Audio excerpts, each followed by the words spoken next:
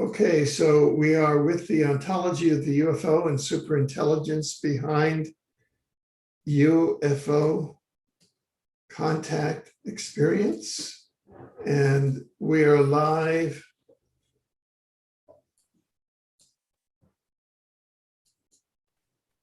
We're live on YouTube, and now we will begin. And we are recording. Oh, okay. Cancel. Okay, here we go. Welcome, everyone. I'm Alfred Leonard Weber, and it's extreme privilege and pleasure to be with a colleague who's been on Exopolitics TV before, Ananda Bosman, who is here with an extraordinary show, The Ontology of the UFO and Superintelligence Behind the UFO Contact Experience. This is a new paradigm of the UFO contact experience, and I think it's one that's very necessary. I just received an email today from a colleague who said, at this time, here are almost a dozen links that show that no one knows what the UFO is really. And I think that Ananda is coming in with a new paradigm precisely at the time that it's called for. For those of you who, this is an introduction to Ananda Bosman. He is a visionary, cosmologist, semantic artist, ultra-terrestrial, and lifetime UFO contactee. He's an international researcher, and as an award-winning musician, he is the founder of the 432 hertz popular and electronic music movement during the 1990s. In this presentation on Exopolitics TV, Ananda will present cosmic superintelligence, almost beyond comprehension, engaging the UFO as modules of interface, like a graphic interface of an operating system, and drawing on his 35 years of engaged UFO contacts, including landings, going inside, communications, voyages that he has undergone since the mid-1980s with many witnesses and years of research, including with other contactees. He will etch the clear logic of this superintelligent, expanding humanity's long parameters through a wide array of types of UFO contact experiences. Believe me, this is just the beginning. There are other events in future programs that we'll be announcing, but this is enough for the moment. And so, Ananda, I'm very happy that you're here and to hand the proceedings over to you. Please go forward. Well, it's a great honor and a great pleasure to be on Exopolitics TV by the founder who coined the term exopolitics. You've been at this a very long time, longer than we have. We've been since 1985 involved in the field, although our first experience happened 49 years ago when I was a small child. So in this first installment, we have 64 animated slides to convey this idea of a superintelligence beyond our comprehension, as you nicely introduced, which has modules of interface that bridges and expands our parameters of what is going on. It is a paradigm that we would like to clearly present because it kind of begins to peek through the curtain of other thresholds, other veils of thresholds that we will be rendering in further disclosure. This is something very exciting that's going on. The present process is just a tiny little droplet, a tiny little ray coming through the curtain with controlled parameters as well. So we will be exploring this in great detail, and it's a great pleasure. I shall immediately go to my slideshows and engage.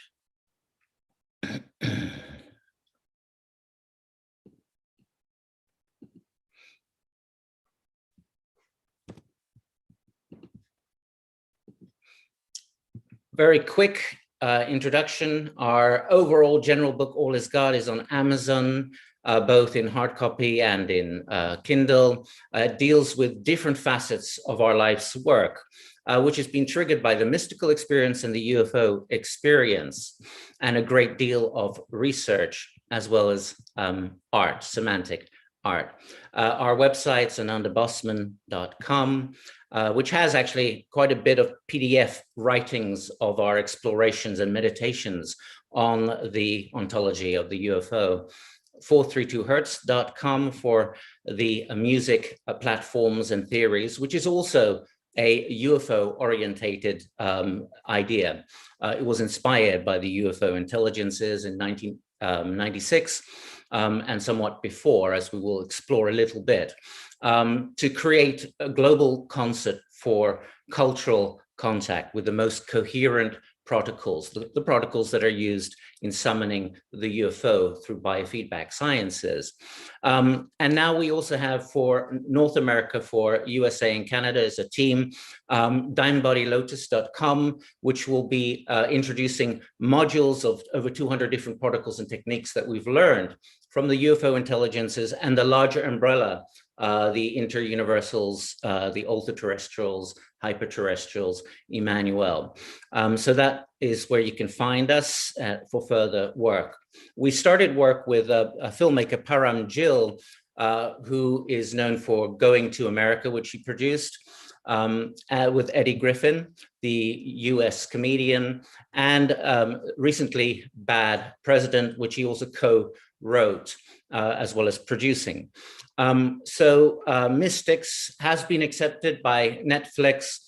There will be 7 mystics. We interviewed the first in Florida in February 2020, just before lockdown. Here we are in Florida with the man with the red cap is Sir Professor Rogero Maria Santilli, 85 years old there, who is a contactee, but he's also a man who has brought through the completion of the insufficiencies of quantum mechanics. He spent his lifetime dedicated to restoring Einstein determinism to particle physics and has done it. That is a historic thing that happened last year, and it points clearly to a super intelligence. So we will end with that science, which is brand new from last year, which has established a super intelligence behind the design of our universe. So Param Gill is on the right, yours truly on the left, and Sir Santilli with Carla, his wife. Here I am at 17 in the midst of my contact phase. And as we will explore in another presentation on the press conference that we're going to hold on August the 21st in Vancouver at the Roundhouse, a multi-metropolitan press conference that will also have Montreal with great ufologists there. It will be in the TV headquarters of France. Brazil is just accepted as well, and there will be others. So there are 3 groups in ufology with many subgroups. The first takes the extraterrestrial hypothesis at face value. The second group holds numerous explorations, like the ultra-terrestrial hypothesis, merely time travel from us or from other cultures, already goes into the ultra-terrestrial hypothesis. The ultra-terrestrial hypothesis includes other dimensions, parallel universes, multiverses, parallel realities existing on planet Earth, the shadow biosphere, these kind of things. And the third group is relaying to the UFO phenomena being black world clandestine. Perhaps a bit of all 3 is going on, and we are very broad sweeping, but this press conference is the response to the unidentified aerial phenomena task force Pentagon release that is about to come out with its its classified annex, from the academic and civilian UFO sector to make a statement to the press of the world. I've been given by Karen Elkins 950 different mainstream media addresses. They will be invited to this press conference. So at this stage, when I'm 17, I'm having these daily encounters with the UFO. I'm also having, parallel to that, but interwoven, many mystical experiences. And I've been able to discern out the different aspects, mystical or UFO, and their interrelations, which is important. So I was taking it at that point, the UFO contact as group one, that is extraterrestrial hypothesis. It's really taken a lifetime of meditation for me to realize that it can't just be that, it's way beyond that. And each contact expanded my parameters in ways I had not expected. And the same happened as we developed this with groups in the Swiss Alps. We expected a repeat of the UFO phenomena we had in a previous working, and now brand new parameters would occur. So we had a near-death experience when we were 15, a second near-death experience, which really changed our life.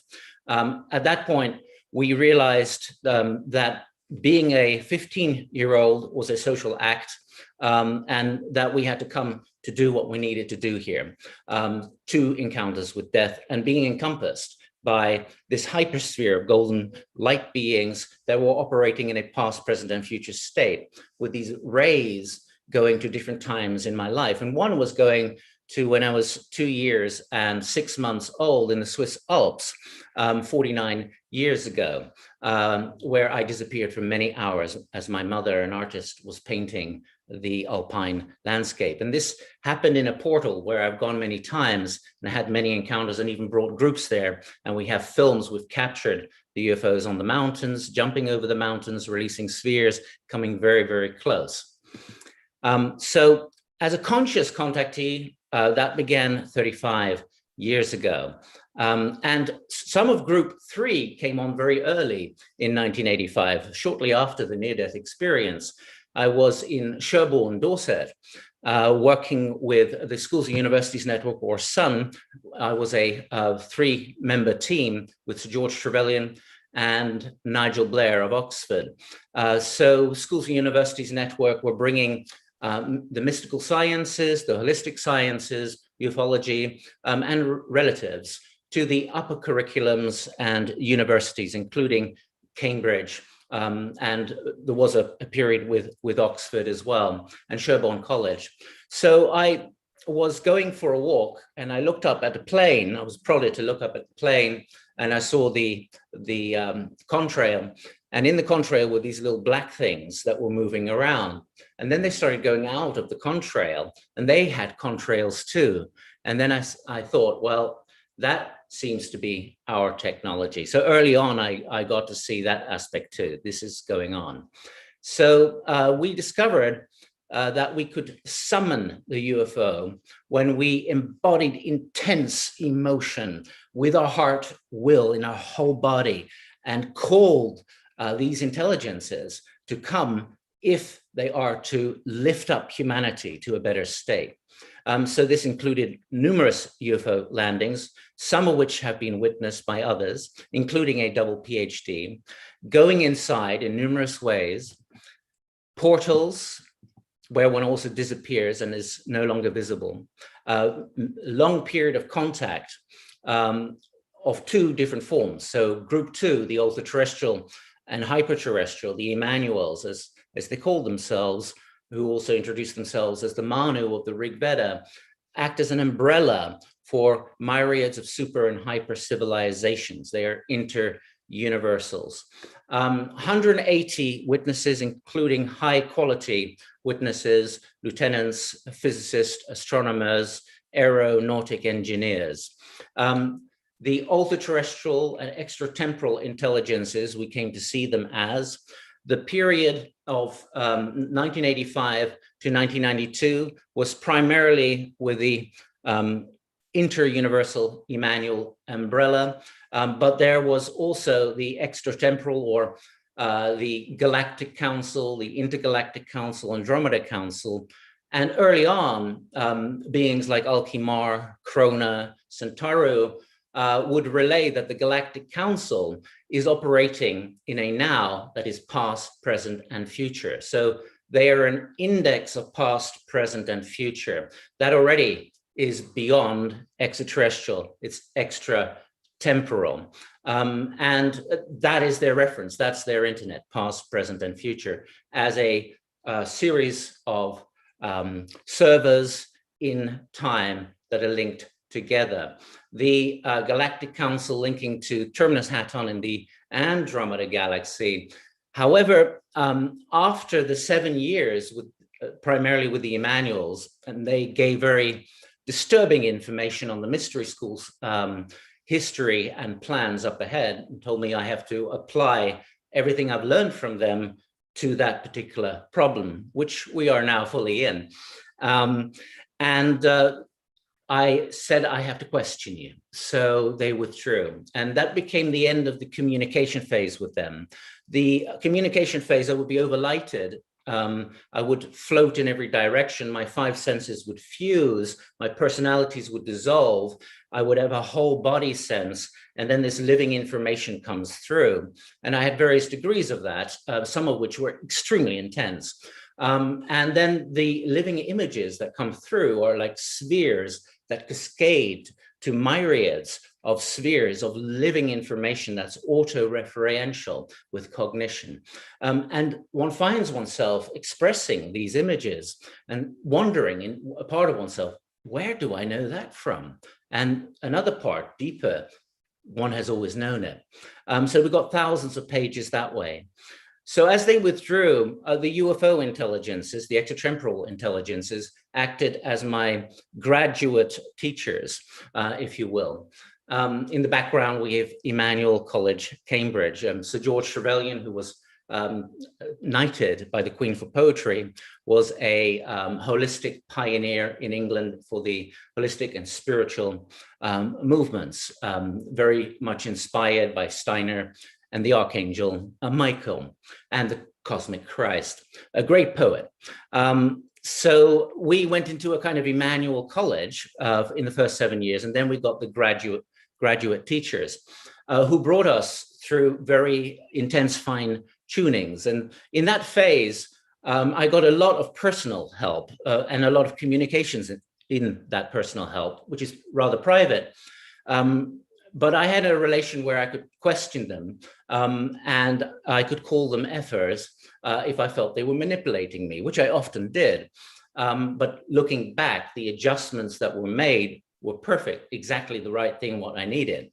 And they would also show themselves in various different forms, even during daylight, during those phases. But in those communications, they would relay how they came from a super reality, and that in order to be in a time cell, they have to splinter into multiple different time cells, past, present, and future, which gives a tiny percentage of representation of what they actually are. So these kind of things came between the lines, so to speak, but I also had to have experiences of things that are way beyond what one would expect from a classic encounter.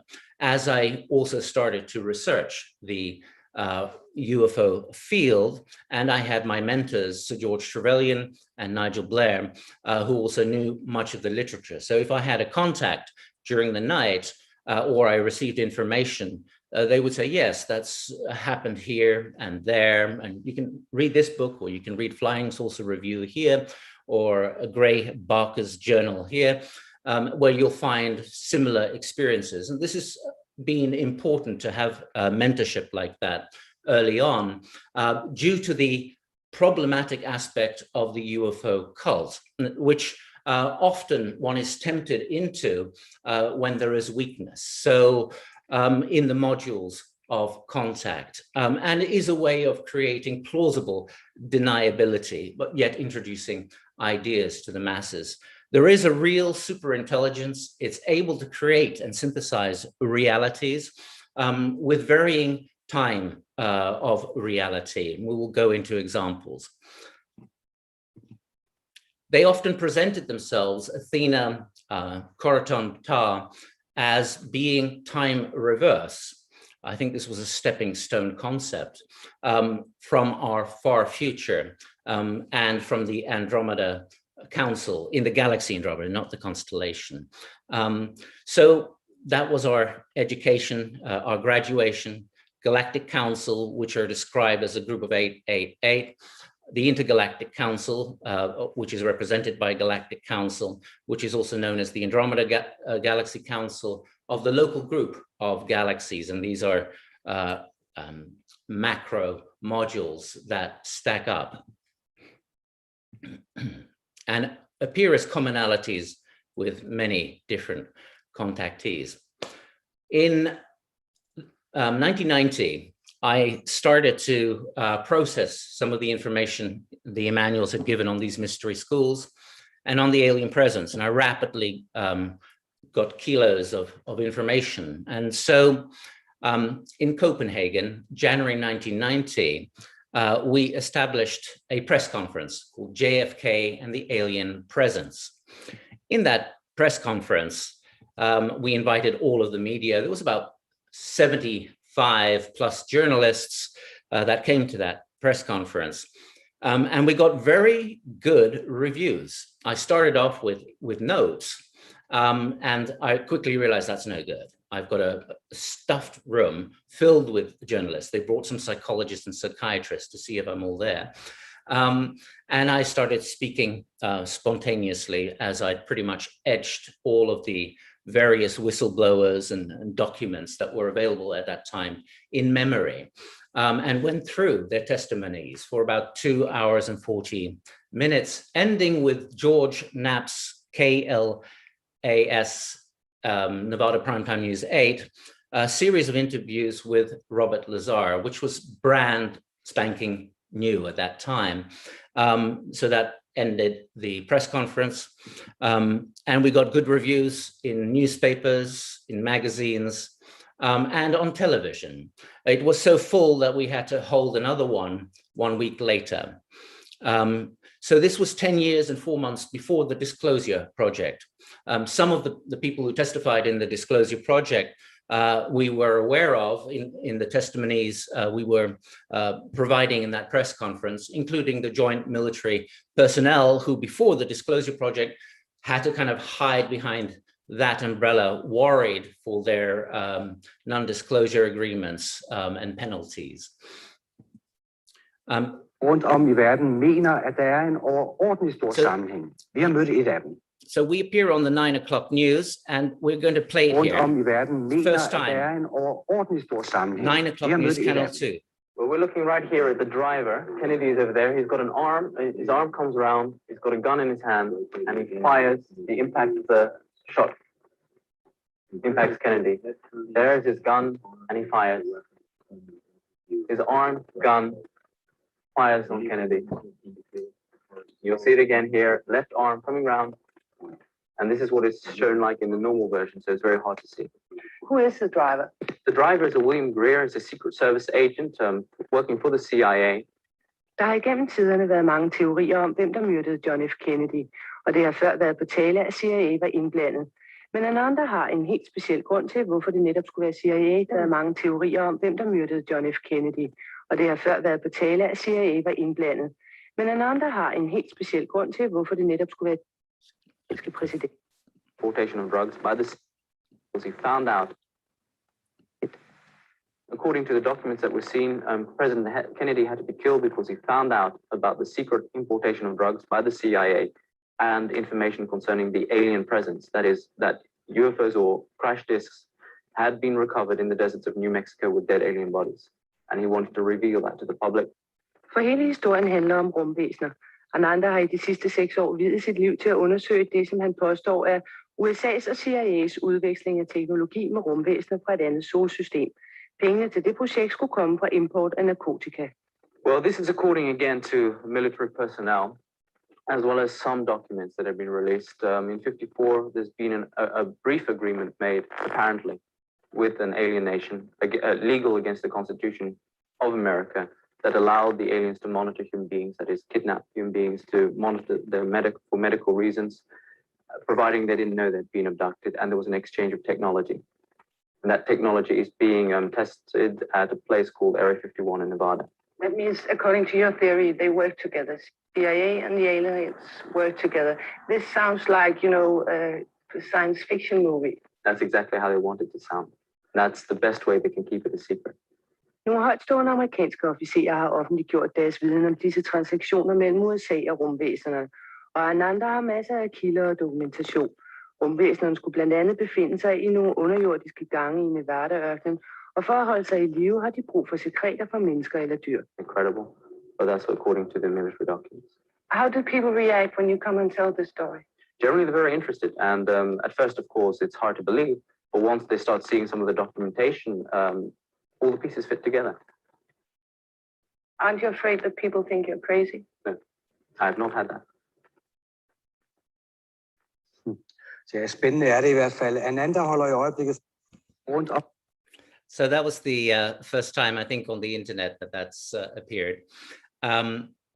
And we had to go into the disguise of a ufologist there. And clearly a lot has changed in the meantime in our perspective. So we were there presenting the group one, the extraterrestrial hypothesis. Still having to digest a lot of our experiences. So another thing is, from the press conference came our book, The Alien Presence, which is not really showing here for some reason, which is a 600 A4 page book with half of the book being documentation and testimonies, including by sworn affidavit of naval intelligence officers and many others. And we, in Europe, because this is not really known in North America, it sold about 8,000 copies.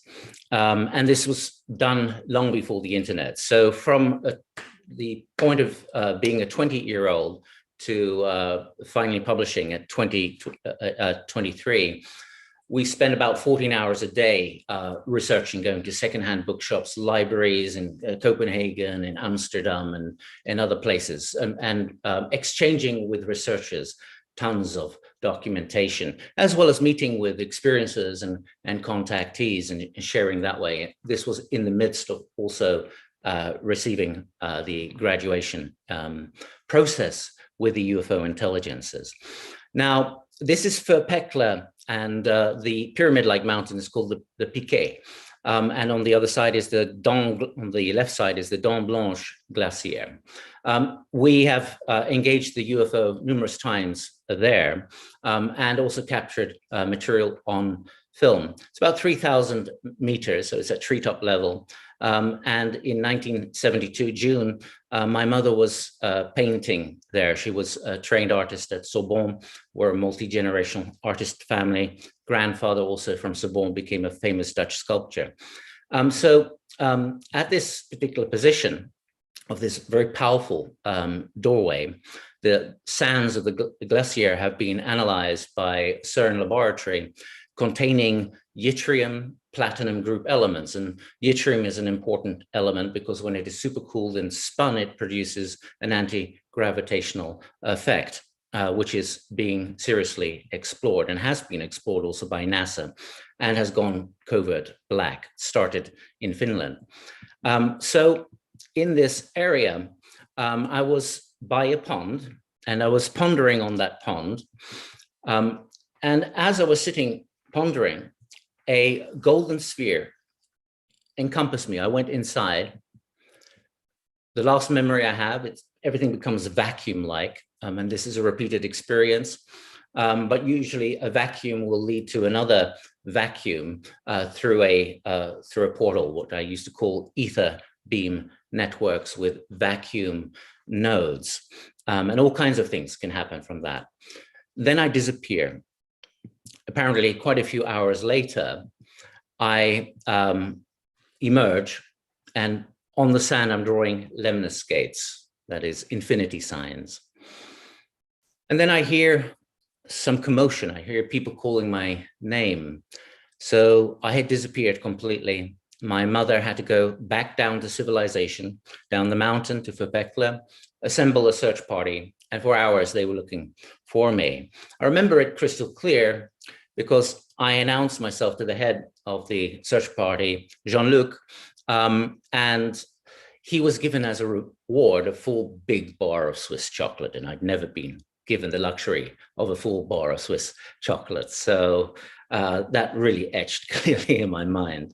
And here on the charcoal drawing that my mother was making, we see June 72. So we know exactly when it happened, about 49 years ago. Through the UFO experience, we've also made models of the hypersphere, a sphere that encompasses past, present, and future. And this has been part of the experience of the ultra-terrestrial translation technology, which we then brought into mathematical models, intergeometrical models, that is interdimensional geometry, neither in 3D or 4D, but in both, or interdimensional skeletons. And which is also something that occurred through my contacts with Athena, who showed me what I would be modeling and how it would represent a hyperdimensional system, which is behind the UFO. And this is also a series of exercises, meditations, protocols that have been taught and learned and experienced since 1985. The 8 Hertz lens, the unified field operator, as we call it. And the lotus, this is brought into an 8-fold system that unifies all 8 polar opposites as a model for intermediary controlled nuclear fusion of the body to a more primordial state. So here we see the 8-folded lotus pattern in the plasma ship. The plasma ship is something I've experienced, plasma holographic. This one from Rome, same kind of 8-fold geometry, and releasing the typical spheres, which we've had a lot of experience with. They are intelligent. They are often referred to as reality rollers. They will unfurl or unroll carpets of reality that will synchronize into reality and increase meaningful synchronicity, accelerate a time and space, a series of strands, and weave them together. A multi-generational art family. My grandfather, famous sculptor Kay Schricker, coming from the Monet de Blanchefort, so Bertrand de Blanchefort, and from Dagobert II, that's Merovingian background, who were contactees. Here I am as a small boy peeking into his atelier. And he had his experiences in the Swiss Alps, because in Paris, in Sorbonne, he got TB and had to go for treatment in the Swiss Alps, oxygen treatments. And while he was out in the afternoon sun, a golden light came over him and he passed out. When he woke up, he'd made a human head in the snow, and he realized he was to be a sculptor. The sculpture there is of my mother. So my mother, Aona Wilhelmina Schricker, also at Sorbonne, became well known in various exhibitions in England and Europe. She got to experience the UFO quite profusely through us. So after the near-death experience and realizing that being a 15-year-old is a social act, I told her I've come from another planet, because I had those memories, the so-called alien identity that Dr. John Mack of Harvard has seen again and again in his clients who are experiencers. And she was a bit skeptical, so I took her outside and I summoned the UFO, and it switches on. It gets brighter. It may do a jump. It might do a zigzag. It may arc, these kind of things, and then disappear. So that was the beginning, but she got to see some landings and numerous close encounters, and came in contact with the information. She rebelled from the standard trainings of the arts and decided to go into painting other worlds, other dimensions.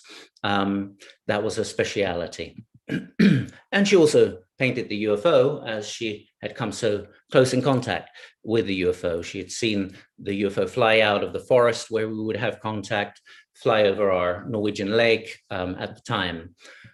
So many examples that way. Golden being manifested. Now, in this particular clip from 1991, November, Robert McNaughton does an interview with me, and I'm explaining the materialization or the manifestation of Salvana Emanuel, one of our primary teachers of the Emanuel hyperterrestrials.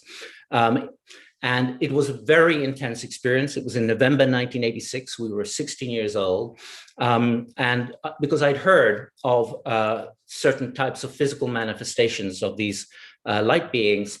And so I sat down stubbornly and said, I'm not leaving this room, not leaving this emotion until you manifest. And then it came down and came gradually into the central field of my vision. And it was almost unbearable because every part of me was being seen. Every single part was completely naked in my soul, my psyche, my memories, my experiences. So those uncomfortable facets one has as a child in school, teasing certain ideas you might have of yourself, they were not being seen as false, but were being seen as the perfection of all is God first. This was immensely uncomfortable, and there was only a certain level that I could tolerate. And then Salvana withdrew. But it changed me deeply. I could never look at myself the same again. And it was explained that this is only a tiny percentage of what they really are. If they were to unfurl as they really are, it would blow our psyche. It would blow our apparatus of the nervous system.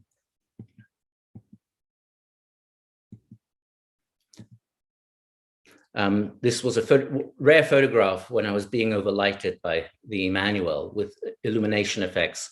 People also experienced rippling effects of the ground, kind of mirage-like effects. We looked up, the starship manifested and flashed very, very brightly. So here I'm describing a contact in Denmark. I went to a Melchizedek group of Maria Munk Korsholm, and I was telling her, well, you know, the UFO intelligences, they also can manifest physically, because I had already some years of very clear experience. She said, no, the brothers never go physical. I said, no, I can do it. It was just difficult there. So I went to the fjord on December the 19th, 1989. I got a contact with a Captain Rama, a female woman, Captain Rama, in ether beam, telethought communication. And she explained that she would come with her ship on Christmas Day at 6 p.m. However, I would need to make some preparations. So I had to act like a flavor sink, she called it, so that the thoughts and emotions of people in the area would have to flow through me. And this would become like a log to ignite, to log on for the contact. So there were several days uncomfortable. So that when she came in and pulsed in the energy and the new realities, it would not create chaos. So then on Christmas Day, we were all in the sanctuary meditating. The manager of the Sherrington Hotel, Kai, was next to me. We both received again confirmation for the time 6 p.m. But the leader of the group, Maria Monk, said, no, I've received it's going to be 8 p.m. So half of the group went outside. And sure enough, as we went outside, it was still daylight. We looked up and there came a golden, white, blue vehicle that powered up and flashed immensely. And it had an effect on us, and it jumped and did another one of those, and then jumped again, did another one of those, stayed on a trajectory, then disappeared. Then Marina came out with the remainder of the group. And I was pointing to her, this is where the ship had appeared. And as I was pointing to that position, Captain Rama's ship appeared and did the big flashes in each of the sequences. As a result of that, we got what we call UFO champagne. So we all got pleasantly inebriated by the energy. One of the participants there was Mona. And Mona, I saw her, she was in front of me. Her whole body shook. And I asked her about that. And she told me that in a split second, she had gone into the ship. It was on top, it was inside the ship, was shown a screen, and then suddenly went into that screen because that screen was another world, was another planet, another plane. And then she experienced her whole life in there and came out, was debriefed, and was back in her body in a split of a second. It's like General Valdez in Peru in the 70s. He went into a UFO and he was in for about 15 minutes and came out with 5 days of beard growth. So these things can happen very, very rapidly. So that was on record, and fortunately by Robert McNaughton in 1991.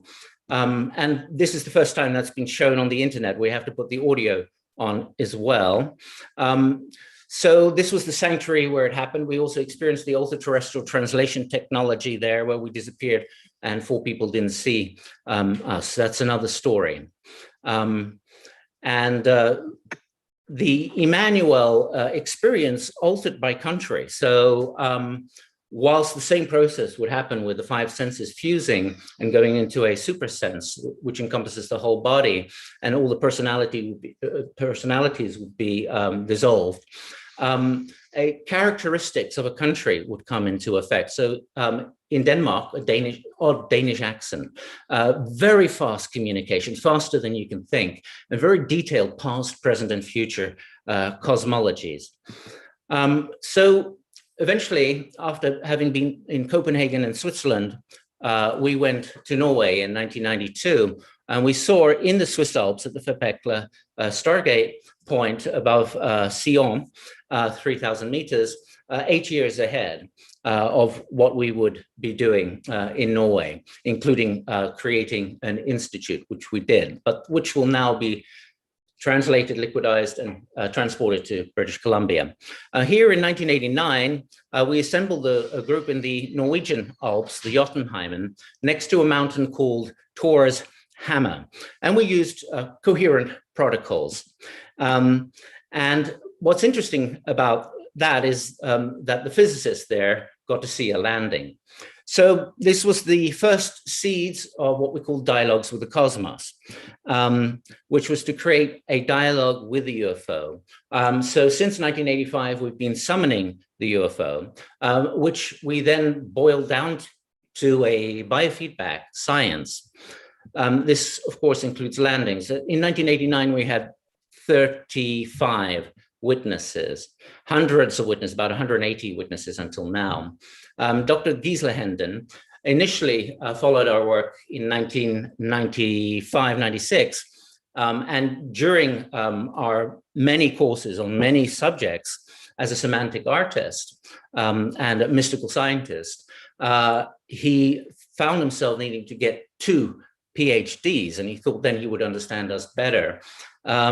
So he asked me, now these Andromedians you're speaking about, they're archetypes, right? They're not real.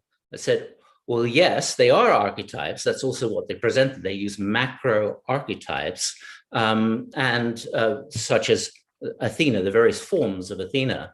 And it's a module that they use, but they're also real. And but they are real. And he said, can you get me to have a sighting? It was August the 12th, 1999. He was out separate from the group. We're all in little mountain huts. He's in a tent. And I get contact, that type of contact, the ether beam contact, I was told would be 10 to 11 years. And then in 2001, that would stop. I would go to a new level. So I almost never use ether beam contact. I've used it once or twice before dialogues with the cosmos to know where the ships will be coming in, what kind of ships, etc., and what the operation is. So he woke up in the night, and there was a strange green light between him and Thor's hammer. There was no one in that region. So he opens the tent and he peeks out, and he sees these 4 spheres levitating above the ground, and then this green plasma going around these spheres and taking the UFO lens shape, the unified field operator shape, or what we call vortexia. And then it solidifies and flies off into space. A year before, and he was petrified. He was absolutely petrified. The hair was sticking up all over his body. And he said, please, for the next time, can you ask them to ease up a bit? That was really scary. So for some people, it goes through the reptile brain and can be terrifying. For others, it's blissful. And then I've seen it also turn from being a soul revelation to reptile brain flight or fright.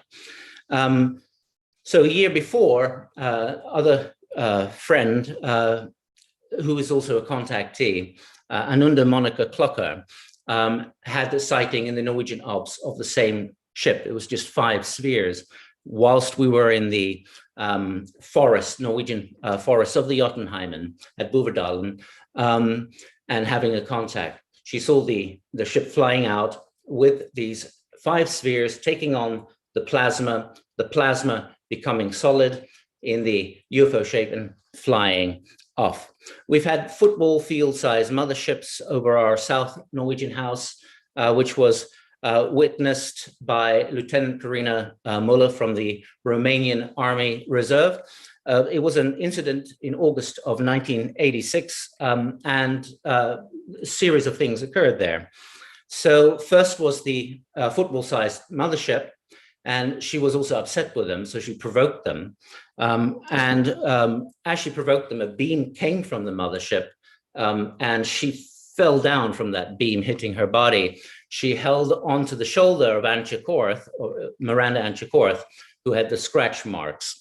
Then that night, she woke up in her bed, and Salvana Emanuel was at the end of her bed and physically visible in a light body ether form, which is not ethereal in the New Age sense. We mean in the hyper-dense form of the ether.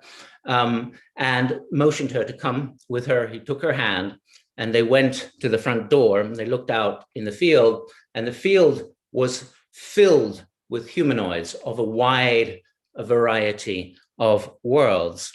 The next day, 2 military jets flew illegally low over our house, dropped some bombs, which exploded, and we were engulfed by a biological agent. She knew what was going on. It's a long story. It affected us all severely, including a child. But she knew what was going on. She knew this from the drills. This was a chemical warfare attack. So she evacuated us. I suspect that the weird gamma radiation was detected from a field full of humanoids, which are multiple world modules that has to decouple from a further fused atomic state. And that creates weird gamma radiation. This was detected and considered at that point a threat. And we also developed a new ambient science with science data, primarily from Professor Korotkov. We'll look at that at the end. At the very end of this, we look at the brand new Einstein-Rosen-Podolsky debate, new science branch of last year. So this was a UFO that appeared over what we called our time gate portal of April 29th, 1996. That's a long story, fit for another time. The UFO at the top there has landed after I asked for that. We were met by a military presence in that process. That happened in 2002. There are also films and photographs of these light letters appearing above me. Now, this is not very good because it's a Sony photo camera and is 2006, and I put it into video mode. That night, I'd received the kind of exosexology of the 432,000 man-like races of the Rigveda, which after this contact, I wrote down into a paper which is available on the website. The Rigveda describes 432,000 man-like races, which are directly, like a matrix hologram, linked to our 432,000 motor neurons of the spinal cord. So there is an Ibanez, as it's called in Mexico, a kind of a shape-shifting biological vehicle, which unfortunately hardly shows here, but at least we captured something. This is the full photograph of the Timegate UFO, which occurred at the time of the Galactic Center conjunction, according to naval observatories. It was 27th, 28th November, 1998, for perfect conjunction. The next one is in the year 2222 AD, and it will be 1.6 solar diameters more perfect than the one of 1998. So it's exactly over the Timegate alpha point. The idea of the Timegate was to create a experiment of time travel by consciousness time travel, which is called chronesthesia, consciousness time travel.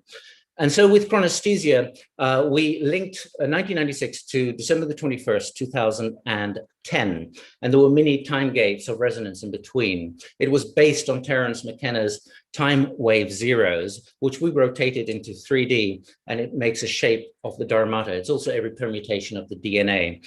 Now, the day after the Omega time gate, December the 21st, 2010, on the 22nd of December, physics.org published their discovery of chronesthesia, psychological time travel, which will be used in the future of virtual reality internet, where this is the best storage system possible. But we had done it with consciousness. We'd been prodded by the UFO specifically in this idea, and it was related to consciousness overcoming nanotechnology. In 1996, just after the main time gate, the first nano assembler was made, and we were warned about that, and a solution has been made. This is simply, we have a lot of material. So this is in Norway, by our state in Norway. And at this time in the Ukraine, there were cigar-shaped motherships that were filmed and photographed. And this is what I'm filming here during the daylight. So this is the time of the Ukraine cigar-shaped mothership. Yeah, that was the landing. March the 14th, 2002.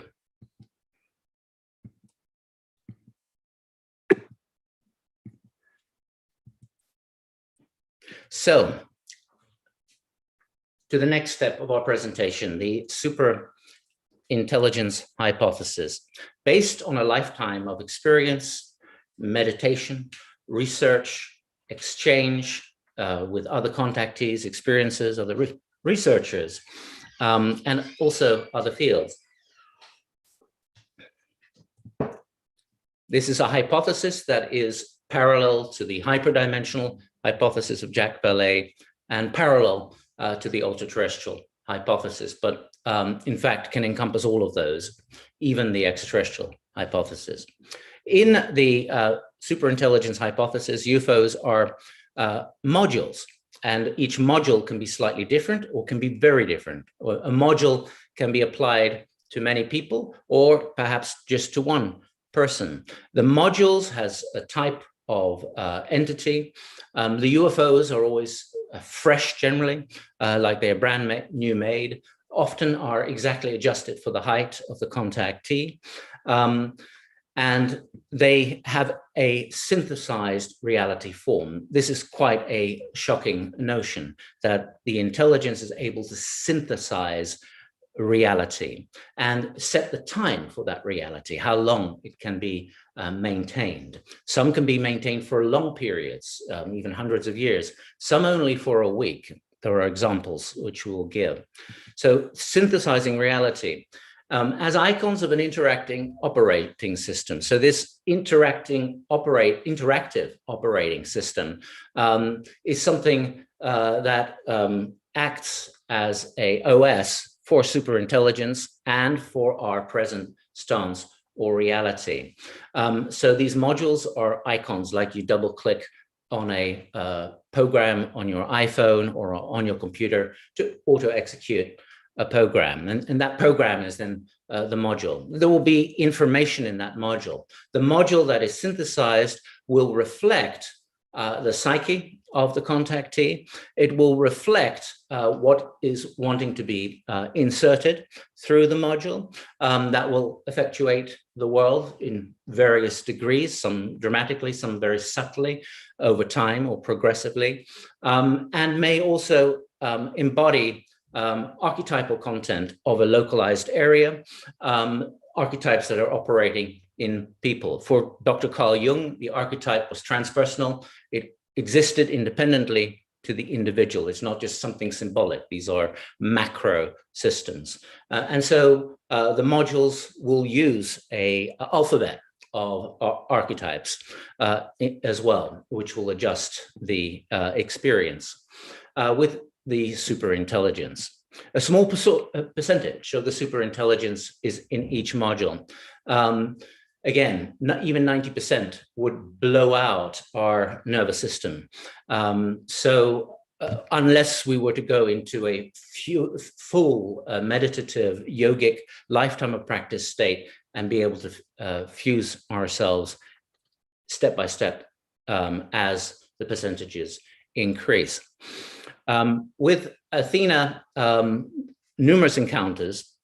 In November of 1991, with a girlfriend by Lake Geneva, the Vuache forest. I was on the field with her, Yolanda Esquiardo, November 1991, around the time that Robert McNaughton was interviewing me. I'd called the Galactic Council, Intergalactic Confederation. Their ships were coming. And then Athena's craft came, which has always got a very strong golden quality. It's intensely compassionate. It's love-filled. It's psychoactive. And she comes over us and lands in the wild Vuache forests behind us, which are very dense in vegetation. And then we hear her speaking. She's speaking to someone, and the effect on our consciousness was like when someone is instructing you in a dream. But the effect of her voice was what I call a waterfall of 1,000 voices. There was a hologram of vocal nodes that were speaking in concerto, a waterfall of 1,000 voices. So not just a standard voice, but holographic sound nodes over an area. Then we walked up the mountain on the road and found a mountain path going up to a plateau. That mountain path is at either side very, very steep, and very dense vegetation. Only the wild boars managed to get through there. But we heard Athena continuing to talk with this waterfall of 1,000 voice cascade effect, seemingly unaffected by the wild vegetation. So this was one example of something wider going on than just ET. There are many examples of this. In April the 13th, 1995, in the southern Norwegian forest of Missingmyr, 3 truncated trumpets manifested, 3 of the Galactic Council. The middle one was Athena. And she said she was at 2% there. So you saw the particles, you could see to some degree through her as well. She said, this is 2%. So she invited me to step inside her. So you pass through a membrane, and I'm inside this living cybernetic being. And she's then showing me another dimension, what I thought was the fourth dimension at the time. I have a different understanding today.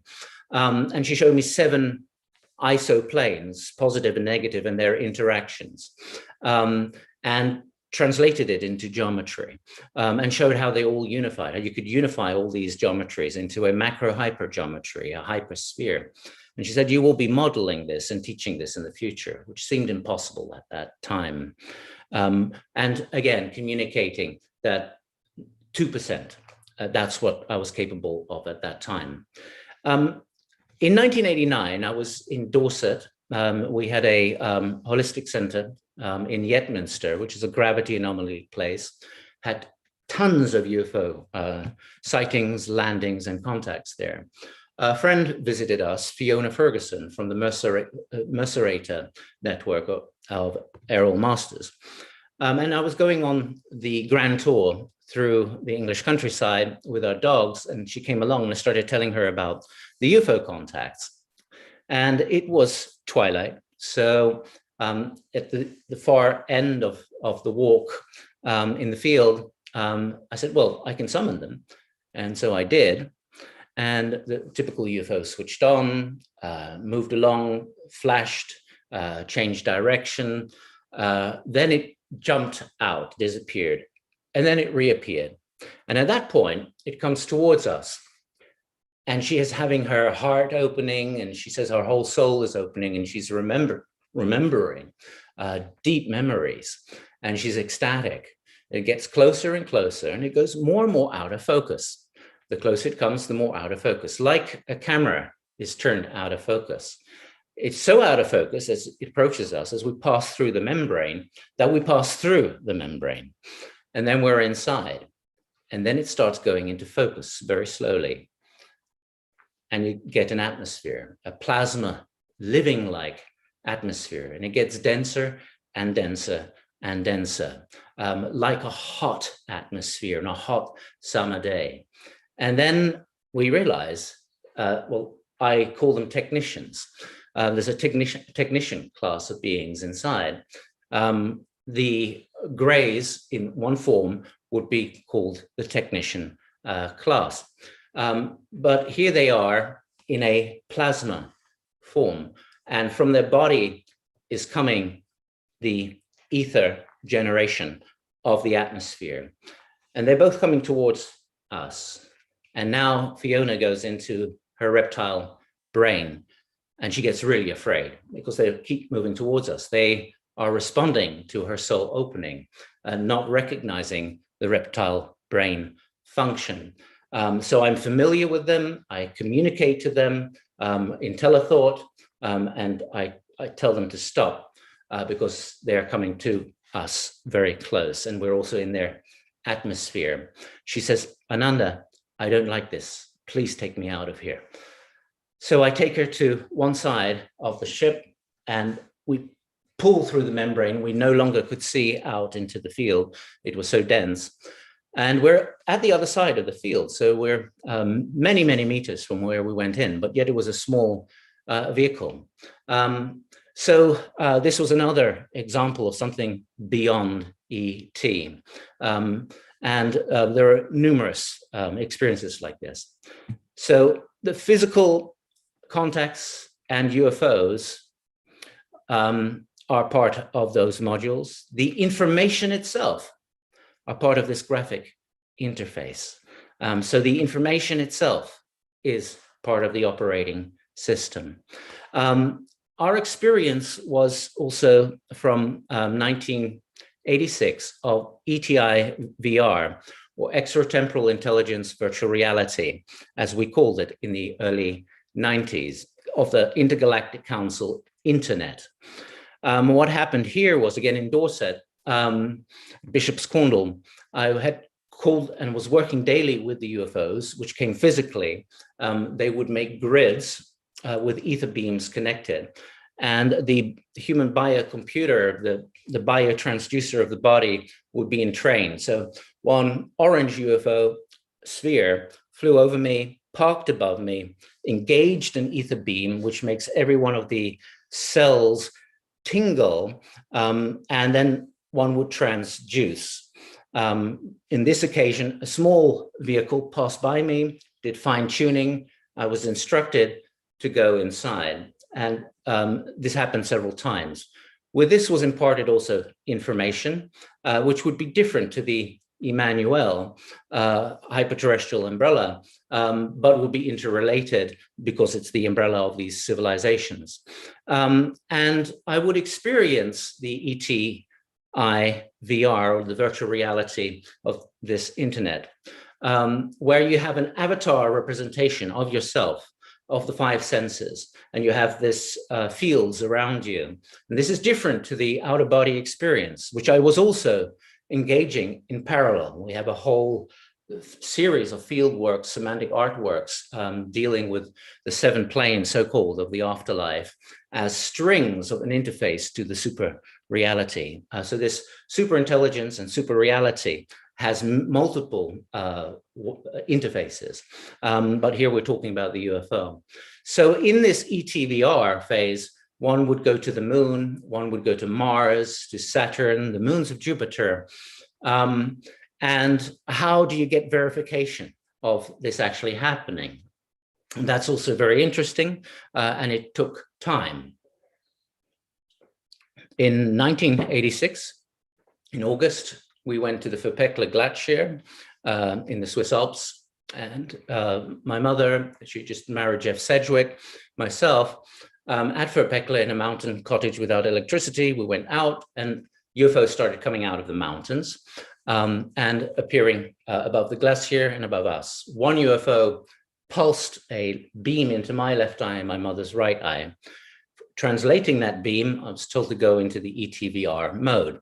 So I went into meditation, a series of breathing exercises, and you get the translation, the avatar in the so-called internet of the Intergalactic Council. And I went into the underground city underneath the glacier of the Dent Blanche. And in that underground city was transliterated through a portal, a dome, I call it the Sion Dome, to Ganymede. And in Ganymede, not on Ganymede, in Ganymede, in a translinguistic, transdimensional interface room. And that's a story unto itself. So what I discovered in 2003 was that city is really there. I met actually a cousin several times removed, and Madame Andrie Foucher, because my organizer there at Nandas, Alan Jan Moore, had heard of this woman who was describing very similar things to me in that precise area of Verpekle, and had even written about it. So we met in a bar in Nandas, very nearby.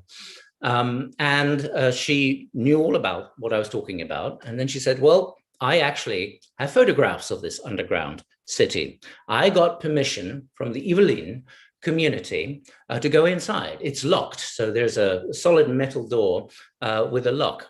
And the photographs show tunnel systems. It shows plasma, all kinds of energetic systems there. She described the portal of the Sion Dome in avid detail and gave numerous examples as well of others, all of which I was not aware of. So this confirmed my ETI virtual reality experience, because we went to that underground city. She even said that there was a mini global warming in 1914, and the glacier had melted, and there was a group of artists that were living in that city.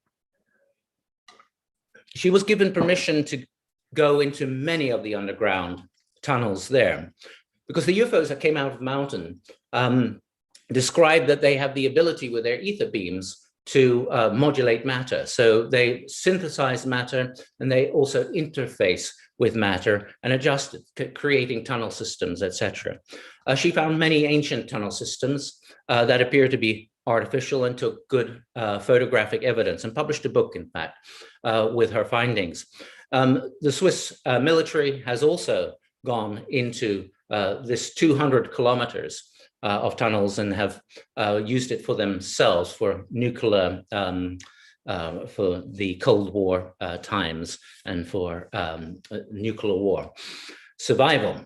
And she has photographs of those too. Also, the people who worked in those tunnel systems, including for mining, were transformed. So they weren't able to be normal humans anymore. So she made a study group for them, a relief group, because they went through altered states. Their consciousness was different. The way they see things were different. They had to live during the night. They couldn't take the intensity of the sun, and they had also various mystical experiences. So that's a confirmation of the ETVR.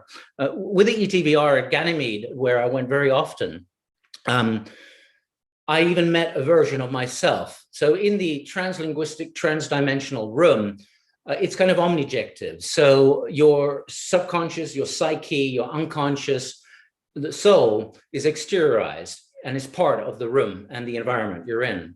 Another being that walks in, the same thing happens. So you kind of co-join the room, it's translated. So even a being that you could not register with normal representation of your senses is now represented in the equivalence. That's translinguistic, transdimensional.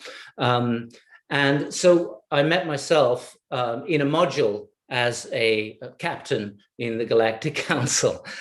So I have to take this as a graphic interface. It's a module. But it was imparted in that form, suddenly the knowledge of decoding of the so-called Kabbalah, but not the Jewish Kabbalah, the Kabbalah behind all language.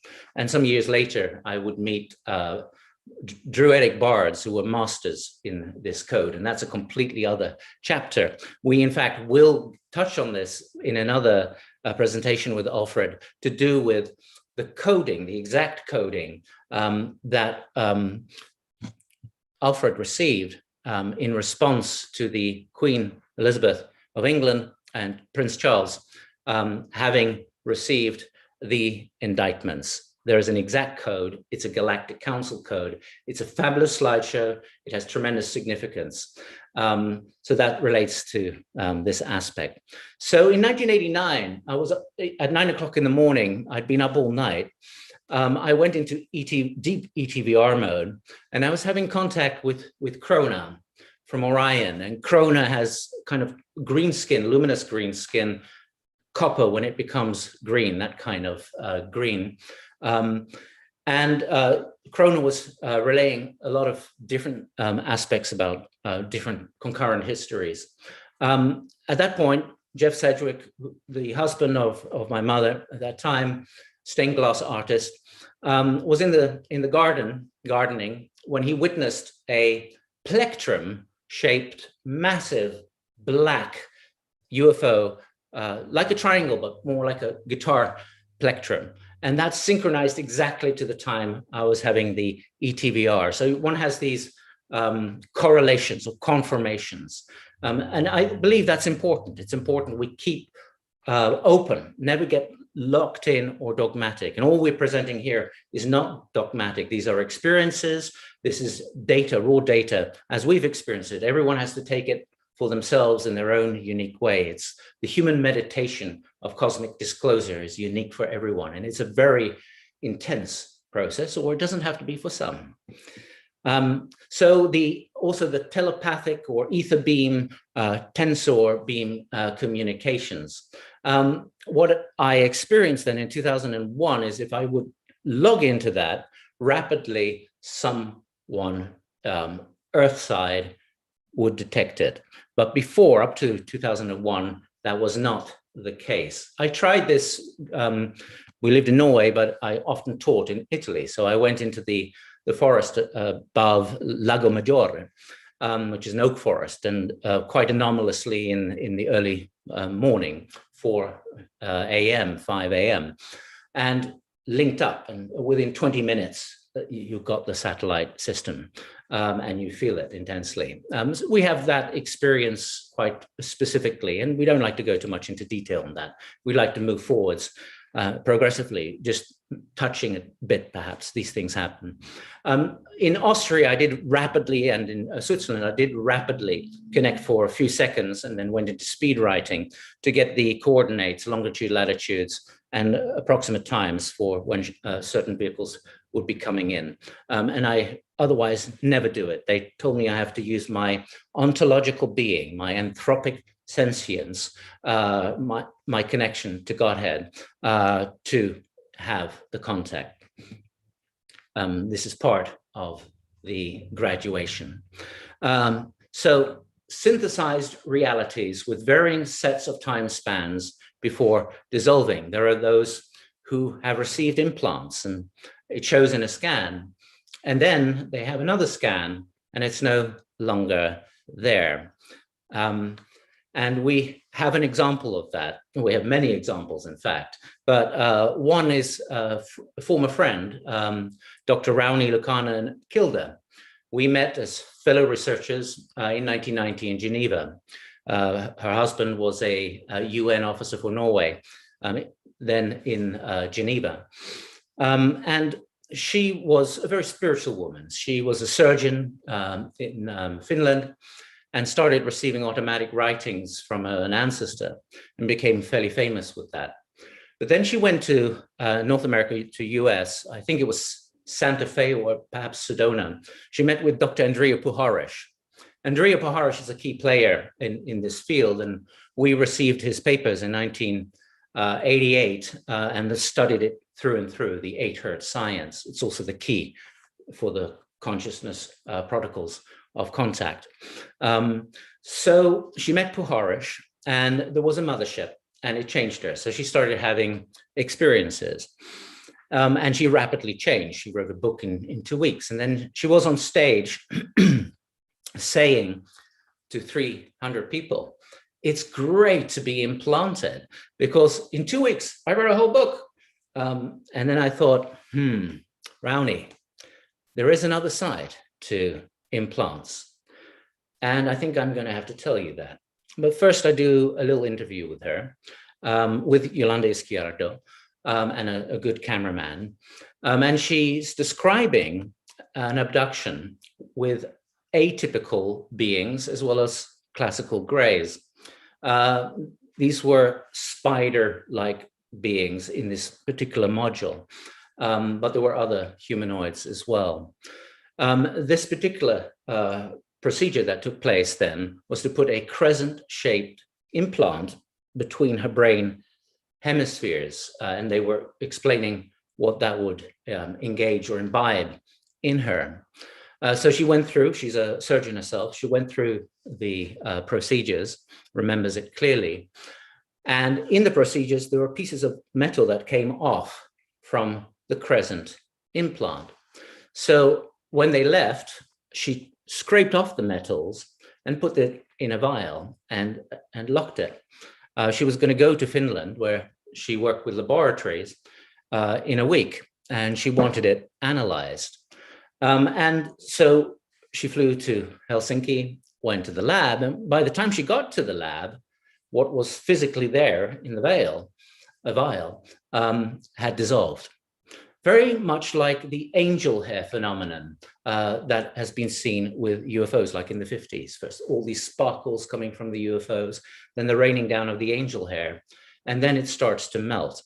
So in the case of Rauni, she also then had a scan of her brain, and that crescent-shaped implant wasn't there. The other implants weren't there either, although there was some measurements before of implants.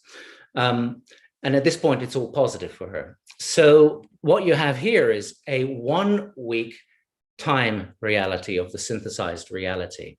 Now, what is interesting with this is that she would become really an expert in mind control and implants, but Earth side. So the module here was conveying what would become her life work. So after that interview, I say to Rauni, look, there is more going on with implants. I know Robert Naseland, my colleagues also in UFO research, also in Tibetan Buddhism, had Robert Naseland in their Copenhagen apartment and studied him intensely. They had a degree in psychology. So we saw the evidence. He had many different implants in his head, which started in 1968 when he was in prison for amphetamines. It was SAPO, that is Swedish intelligence, that were doing the experimentations. And they were doing very crude experimentations. They would take sawtooth waves or square waves and see how it would affect his face and his cranium, and what does it produce? It would produce tremendous pain or pleasure, or he would look different.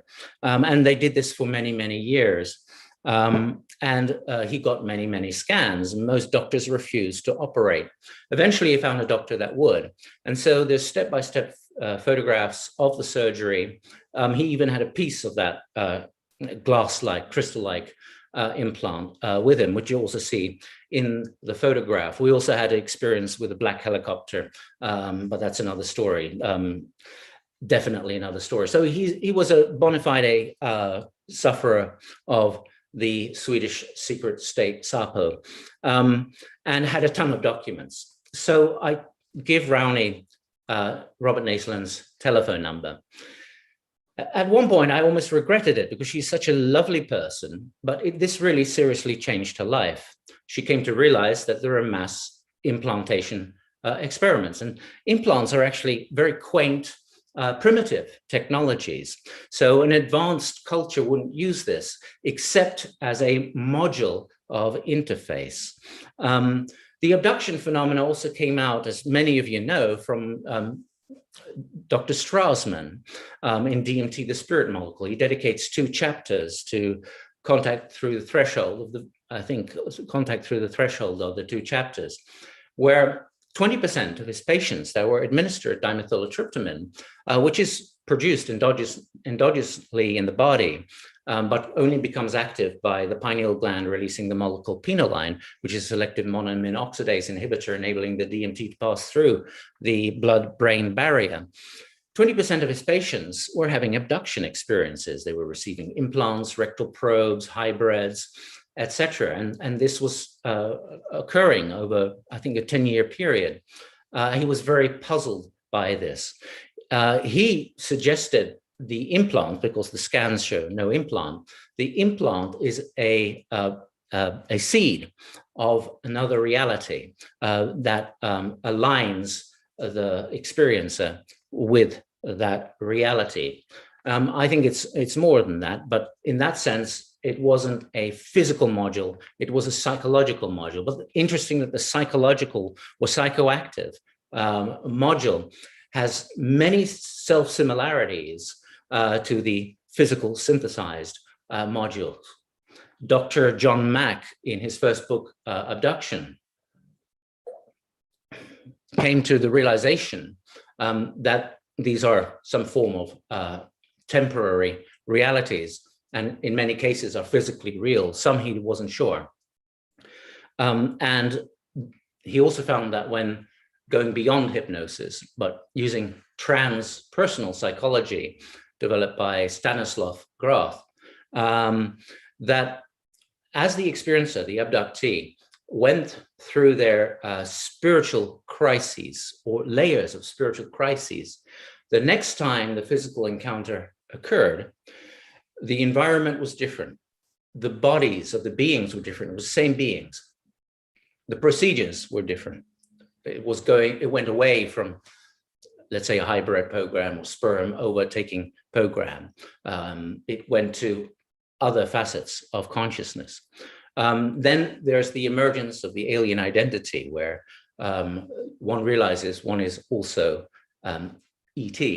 And through many sessions, he found for some that what was first a gray, in the end, turned into a sphere of light that then would leave and join a nexus grid of these sphere of lights, a kind of flotilla of these lights. Now, there are some researchers who are suggesting that the spheres of light are able to influence our central nervous system, the somatic hologram by which we have our sensorial representation of reality with. The eyes are colorblind. There's no color in the objective universe. There are different angles of the wave of light, which are processed in the visual cortex and then are transliterated to us as color. Doesn't really exist out there. all of the five senses can be broken down this way, so that this module of the superintelligence is able to interact directly with what is producing our sensorial hologram continuum, moment by moment, and give a representation of themselves. That may be the case in part. We're open to that, but there is also a reality synthesis. So there are many examples given by Preston Dennett in UFO Healings,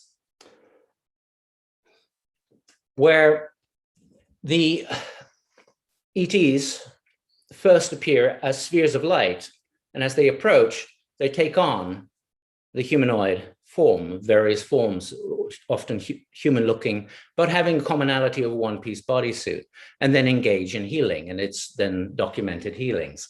And so with the filmmaker Param Jul, we're also planning to do a series up ahead when things become possible.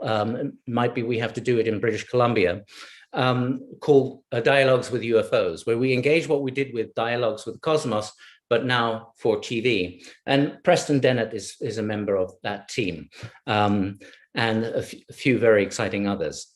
So the modules affect physical reality, but may also alter psychological reality. So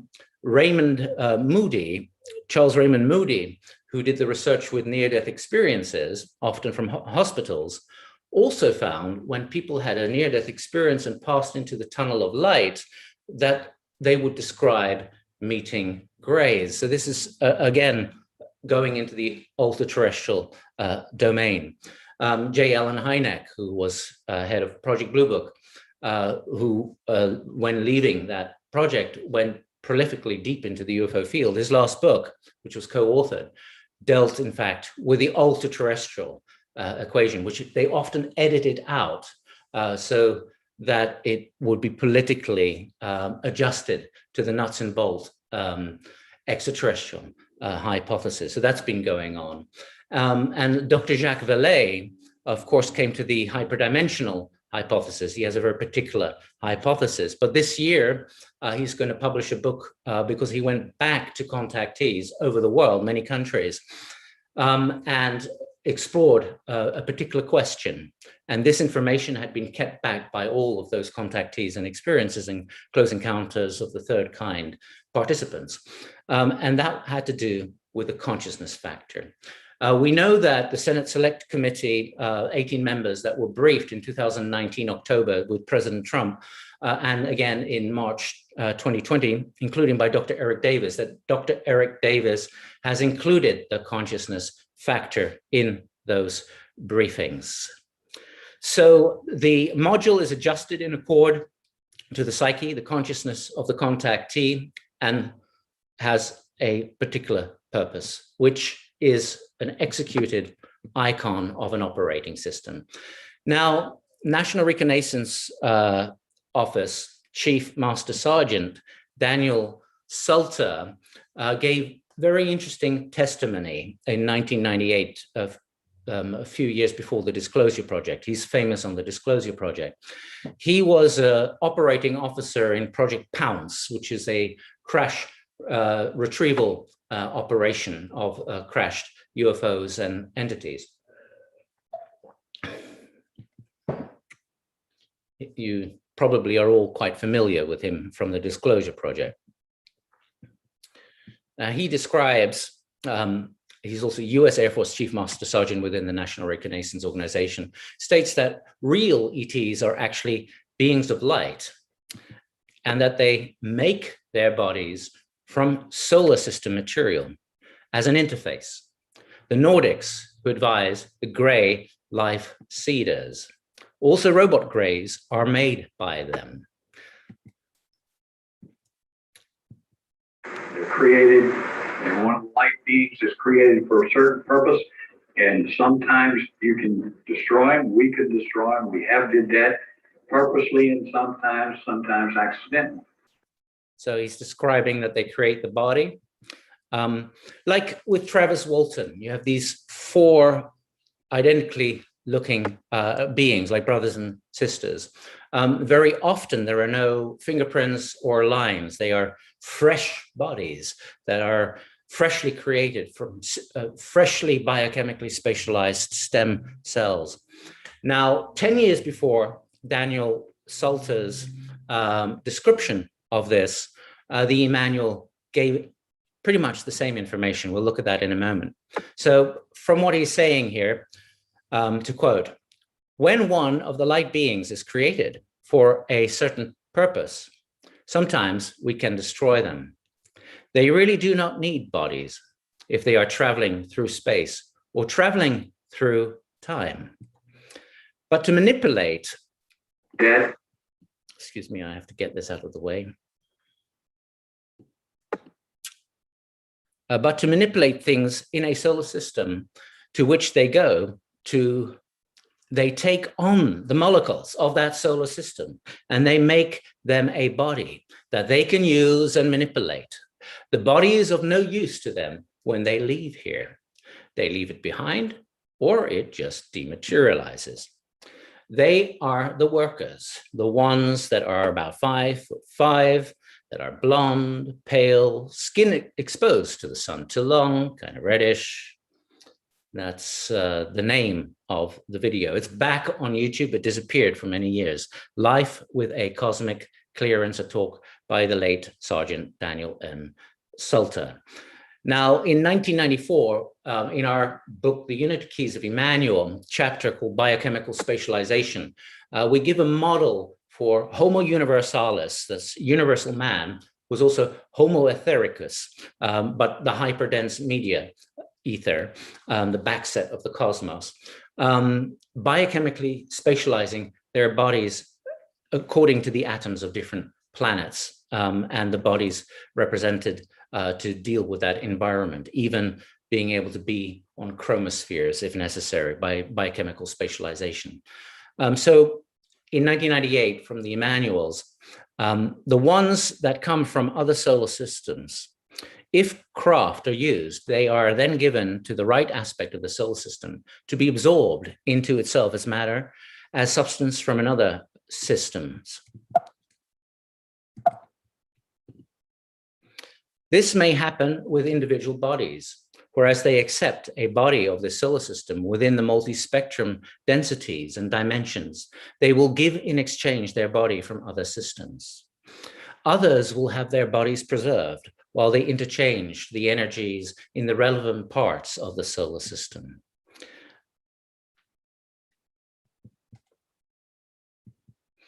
This is Dr. Rowney Lukannon Kilder, I think in 1996.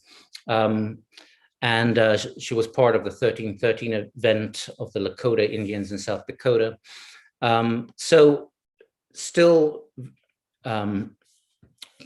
quite spiritual with her work with her experiences with UFOs.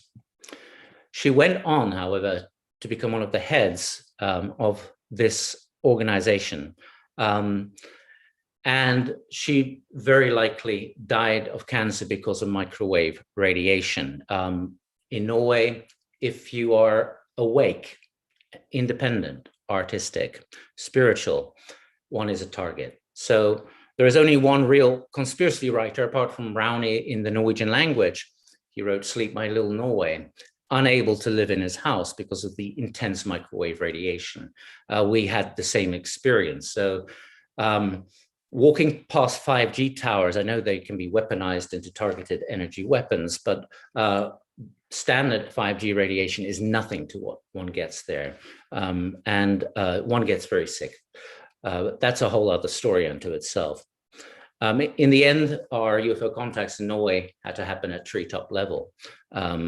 Just some years before, if there was a black helicopter, the UFO would come in and interject. And in the 1990s, a University of Oslo, Professor Frederick Nathaniel Follett was swimming in the Sunndal Lake and observed a UFO to be pushing a black helicopter away from our house, where it was circulating.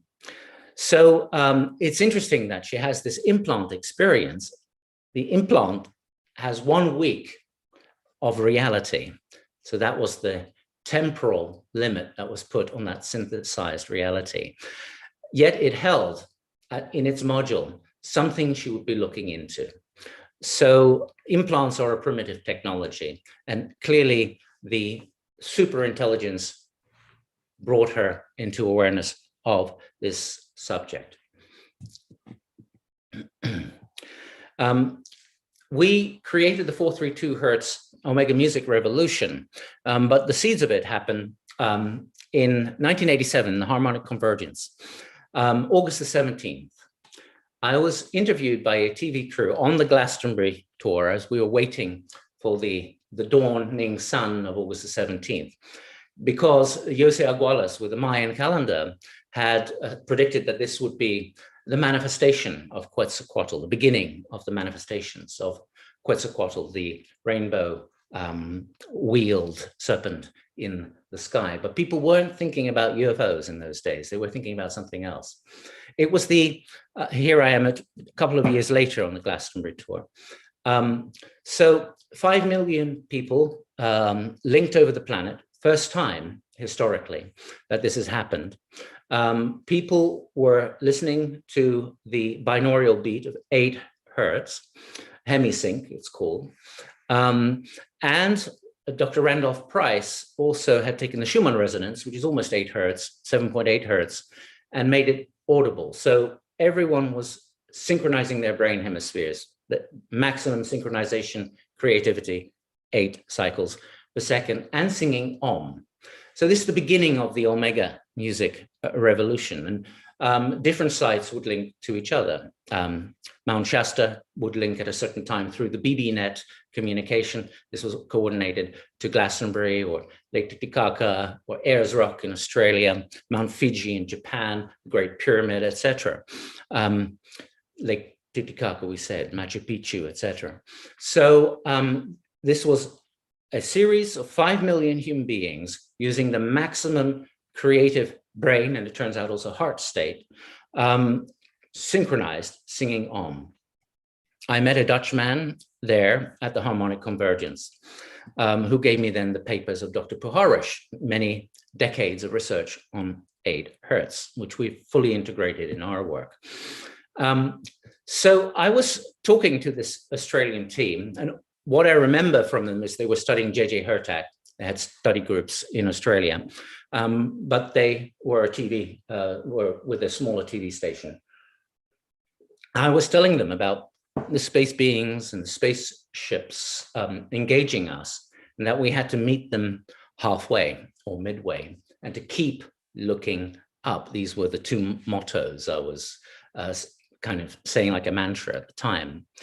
Then a golden starship manifests for 20 minutes on the Glastonbury horizon, going to and fro, and they've filmed this. And I hope at some point that members of this TV crew see this or another presentation like this where I mention this and remember it and go back and find that footage, because it is there. So everyone linked by 8 hertz audio and the earth tone with Sony Walkmans. And sang Om, 5 million people globally. So that was the first seed of the Omega music revolution. Through Puharish, I realized we had to use 512 hertz, because Andrea Puharish would electrolyze water with 8 cycles per second, and the dielectric resonance of water is 8 hertz. And then he found that it went 8 times 8 times 8, so 512 hertz appeared. And when 512 hertz appeared, the amino acids started to manifest in sterile water, which went into complex fractal protein form. Now, when you take 512 hertz, the A is 432 hertz. The C is 512 hertz. He found that a sideband resonance in the electromagnetic absorption ratio of water at 512 hertz created a foundation of 360 hertz with 16 hertz incremental resonances to a ceiling of 720 hertz. So again, these multiple 16s, that's 8 times 8, 8 plus 8, hits the 432 hertz resonance. So by 1992, we were talking about using 8 hertz in the new music everywhere, and going to a 512 hertz tuning. It was only in 1994 that the classical musician Jonathan Tannenbaum, and the classical music world has been working with 432 hertz quite a long time. So we just introduced this into the electronic and popular music world. So we read his work, and then the penny dropped. And we realized that the global events in the future will use 8 hertz on every level of the music. That's what we do throughout our compositions. I've also developed what I call UFOM, Unified Field Overall Mastering, which are harmonic numbers on every level of the mastering that enables a maximum quality of instruments and drums to coexist without canceling each other out, and you master much quicker a song. And I have a protege I've trained on that, who is partly Canadian. It's called Almanoid. He's getting very good at the music. So he's going to be one of the co-concerto hosts in the coming musical revolutions up ahead, where you can have different genres playing, because we also use the heart in compassionate love. It goes into 72 BPM, or beats per minute. And this circadian pulse synchronizes the different times of all of the organs. So we use a circadian tempo of 72 beats per minute, or for dance, 144 beats per minute. It's double, which means if you rest, you will get 72 beats per minute. If you're dancing, you'll get the healthy 144 beats per minute. And we have several integers of that. So that way you can have different concerts appearing in a mass concert, but you can synchronize in time the tempos. So they all pulse together in the circadian pulse, but yet are different genres, instead of creating chaotic cancellation.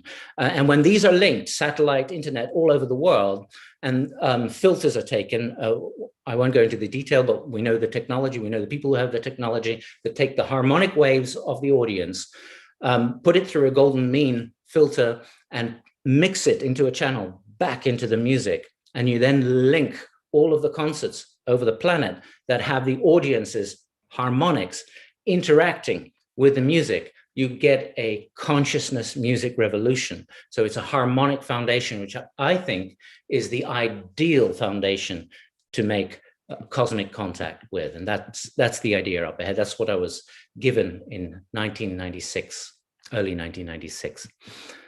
So then came the 7/11 event, where UFOs became very prolific in Mexico, where on July the 11th, 1991, there was a solar eclipse, and the Dresden Codex speaks of the manifestation of Quetzalcoatl at that time. So there's a lot of cameras at the sky, and this is when this UFO was picked up from many, many different angles. It was something that instigated a whole series of different UFO phenomena, beginning in Central America, but then going to South and North America. In our 100-slide presentation, The UFOs of Corona, there was a dramatic increase of films of the various different types and forms over the whole new world of America. It was this event that I used in 2019 in July, that I visualized in South Dakota. So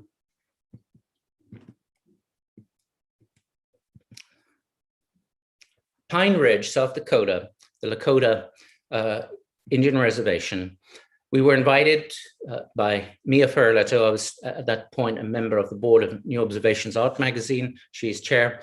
To Consciousness and Contact. This is the Badlands, beautiful, very beautiful. This is Dallas Chief Eagle doing the hoop dance, my photo, some of the group there. The group, most of them were either contactees or experiencers. So I visualized at the Sundance. We weren't allowed to take our cameras. And I'd seen this before when I was still in British Columbia. the idea of what happened in Mexico. So that over the sundowns would be parked this UFO, which happened. When I connected, there was a very clear connection to space. There was a very clear presence, a clear module there. And then a little while later, it came and parked above the sundowns. And there are various aspects of this particular UFO. And I think we found footage of the same type. One of the participants, Joan Bird, she pointed out to me that she could see these beams coming from the UFO. I, at the time, thought it was refraction of sun on the clouds. But I heard from others that seen it very clearly, these plasma beams up and down, releasing spheres. It stayed above the sundowns for 2 hours. And it was Stephanie Finch in Washington who stayed by a tree branch, like I was doing before. I was measuring, does it have precession? Could this be Venus, a special exception of Venus? Because as a UFO researcher, as a contactee, you've got a parallel process. You've got to debunk what's happening in the process of also experiencing, to gather qualitative information to make it a useful file. So she stayed till the end, until it went off to the All Nations Gathering Center, about 15 minutes drive, which is where we had the event Consciousness and Contact. And John Bird said that this UFO was very similar to a contactee not far away from there, but in, I think it's Nebraska, Shannon Kelly. And she gave me some examples. She knew him very well, and it's really not far away from there. He's taken over 5,300 hours of material. And in places you can see these plasma beams. Here we go, releasing a sphere. Here we have one of those plasma beams with a sphere which it's controlling. Very similar footage in Mexico.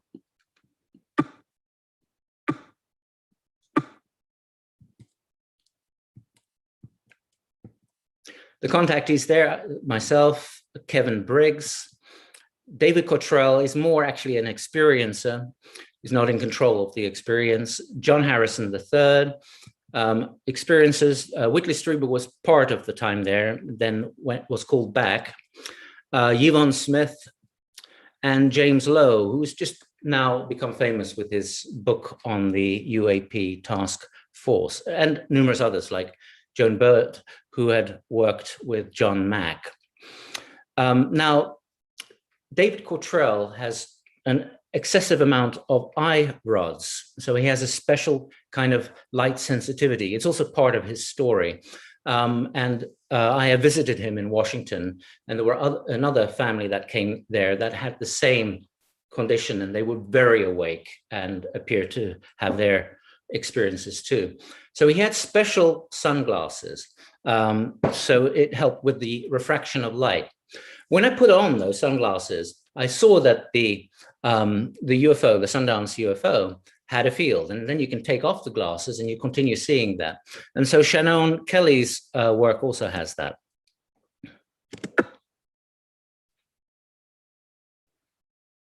So this is very, very similar. It's absolutely identical, really, to what we were seeing at the Sundance.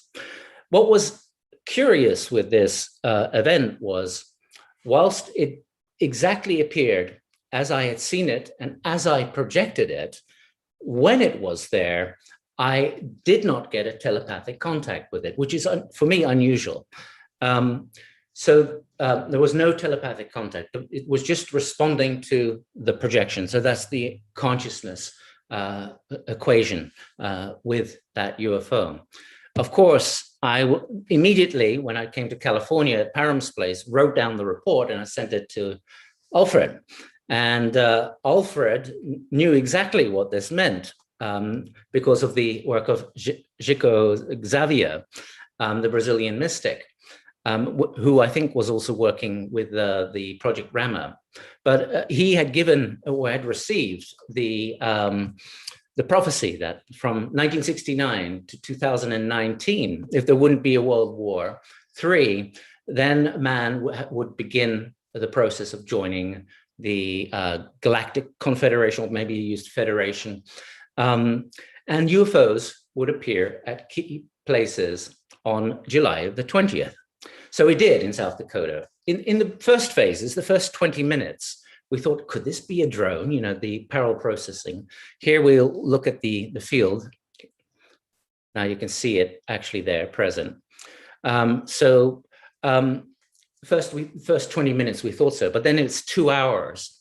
There were strong winds. It was extremely hot. It was midday. And there was a wide array of phenomena. These beams were seen by people, some very, very clearly, and these spheres being released. It's unlike any drone we know of. Of course, one day before, in the Pacific of California, we now know there is all this data of unidentified aerial phenomena, unidentified aerial vehicles, or so-called drones, for 2-3 hours interacting with the Navy ships.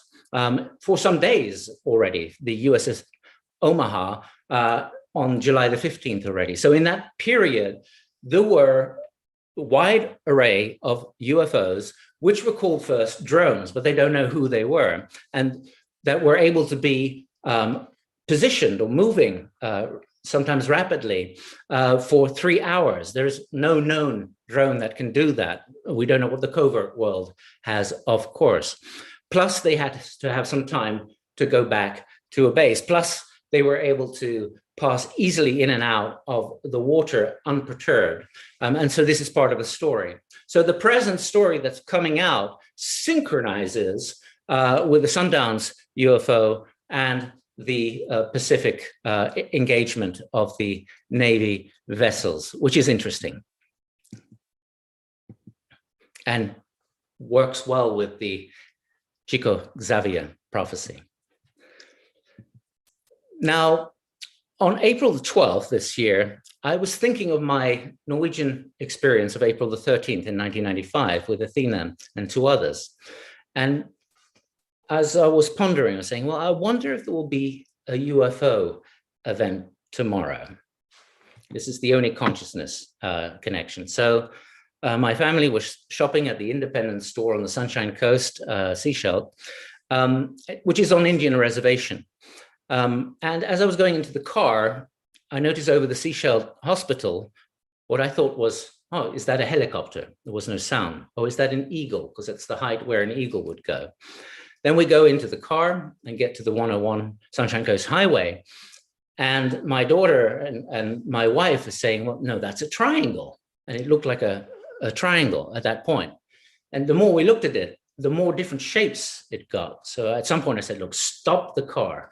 And on the Sunshine Coast Highway. And I took out my iPhone, put it into film mode, and I thought I was filming. And it went directly over us. Unfortunately, I said, oh, I've got all that, because it was, Claire was seeing red light, we were seeing green light, it would shapeshift to have white, it became all kinds of different shapes. And then I said, I got all that. And then I looked, I said, oh, darn it, I haven't pressed record. So then I pressed record. It's now moved beyond the zenith above us. This is what I capture by the Indian reservation. Here are some stills. There's a lot of these. So here you have a cylinder form or ice cream cone form. This almost looks like the space station. Then it goes into a kind of spiral form, letter-like form. It starts growing spheres on it. It's constantly shape-shifting. Here it has a triangle hammer-like thing on the top. Again, the ice cream cone. So different shapes. I have a folder here with them all. Trustfully, this is showing. Is this showing, Alfred?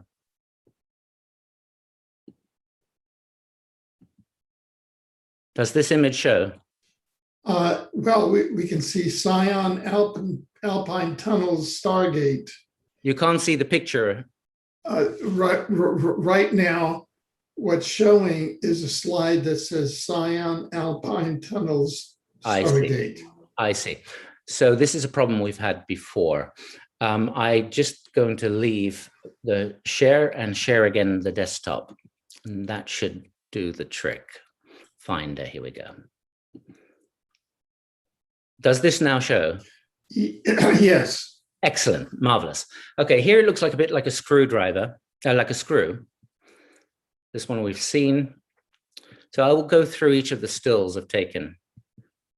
So over the course of about a minute. This constant shape-shifting. And there have been more and more films of these impossible shape-shifting UFOs. So literally dynamic synthesis of reality. Some are operating with Escher art, like paradoxical morphing geometries. There's security footage in Mexico of one of these coming down and starting to morph into a humanoid. So again, I had no consciousness connection with it. The only consciousness connection was the night before, wondering if there would be a UFO event. And it was as we were on the First Nation reservation. Okay.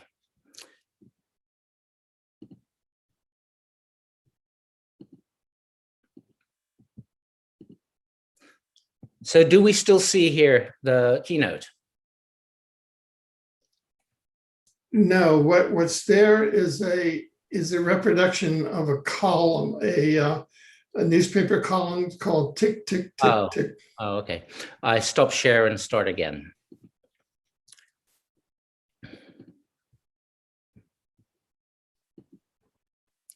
And now? You're back to Scion, Alpine tunnel, Stargate. Fantastic, that's great. So from Madame Foucher, I got this map of the tunnel systems. For Pekla, where we had our contacts at 2 years and 6 months, 16, 1992, and dialogues with the cosmos in 2016 is here. And in this area, you've got different types of tunnel systems. You've got the very ancient tunnel systems, and you've got the military also hollowing out some of those tunnel systems.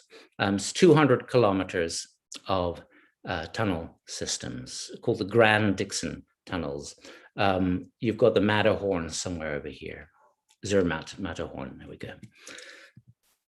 Above the village of Valais called Sion, 3,000 meters. Here's one of those tunnels. And this is taken before the orb phenomena from dust particles and flash. So there does appear to be possibly orbs there. This was another venture going to Le Piquet. I brought a group there. Now, this is a military using those tunnel systems, building out those tunnel systems. You also see the various orb phenomenons there. And these tunnels are going very, very deep and also have an effect on those who explore them. So here is a few of those pictures. This particular aspect I won't go into here. It was Madame Foucher who had the sands there measured, and yttrium was an important element. So our ETVR experience of going to Ganymede, we also have experiences of going to moon base. Got confirmation in 2003 from Madame Foucher. And the Ganymede rooms we've described, underlunar training rooms, transdimensional, transmorphic, translinguistic, so different modules, linguistic systems are also transliterated. They are hyper holographic. They're interrelated to multiple times. The module presents it as training rooms of the Galactic Council with a solar tribunal. We have an intricate system that was given, and have described this in our 8-hour Stargate series. Now, this is from 2000 and let's see, this was 2016 in Förpekla. So on July the 20th, so our first Swiss dialogues with the cosmos actually started on July the 20th, 2013, which I found interesting. So we had this series of July 20 events. As you can see, the Dixon Mountain range here is covered with snow, July the 20th. And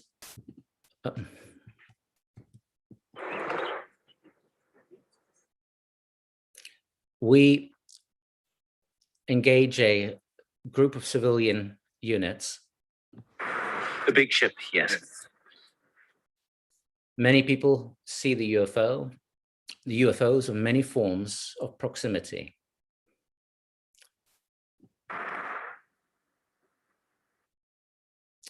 So we engage the protocol.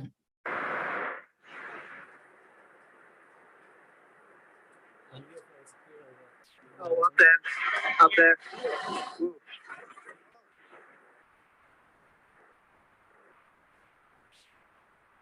Oh, up there, up there. Ooh. There we go.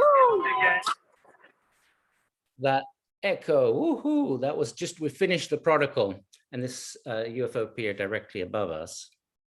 And the protocol is trained by the feedback of sustained coherence, being able to sustain a compassionate heart through and measuring with the inner balance device. The peak is at 8 hertz, and it sets up the golden proportion. It entrains the brain at 8 cycles per second. And we use trinitization, so we also engage the life force nuclear 8 hertz. It was the measurements at the University of Vienna found that contractions of the prostrate or uterus produced an EEG of 8 hertz.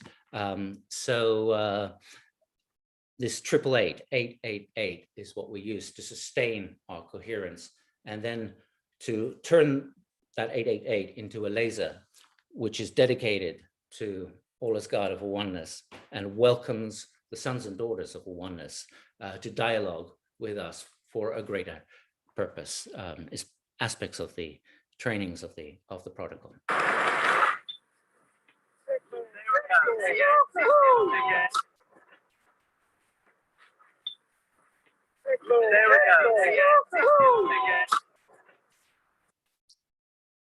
So following protocol, the UFO is coming down on the mountain.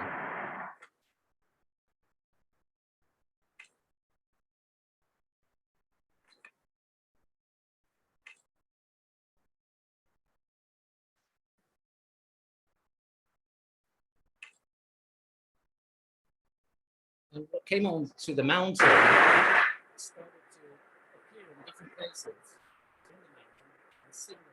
Oh, up there, up there. Ooh.